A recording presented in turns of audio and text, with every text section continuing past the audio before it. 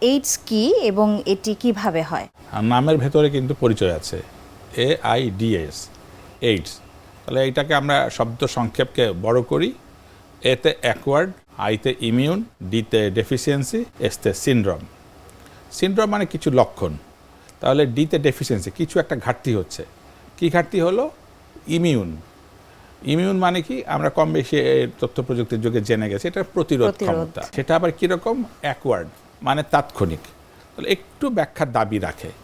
আমাদের শরীর এমনভাবে অভিযোজিত যে আমাদের শরীরে যদি রোগ জীবাণু ঢোকে, সেটা ব্যাকটেরিয়া হোক, ভাইরাস হোক বা অন্যান্য যে সমস্ত অণুজীব আছে, সেগুলো যদি ঢোকে তাহলে সেগুলি আক্রমণ করার চেষ্টা করে এবং এই আক্রমণ হলে বড় ক্ষতি হয়ে যেতে পারে।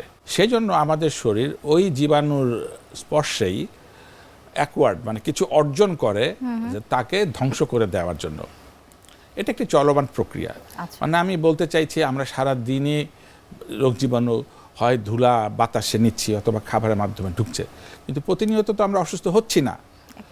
তাহলে ওই জীবাণুকে উপস্থিতিতে যে আমাদের রোগ জীবাণু প্রতিরোধ ক্ষমতা অর্জিত হলো, তাকে অ্যাকওয়ার্ড ডেফিসিয়েন্সি সিনড্রোম বলা হচ্ছে।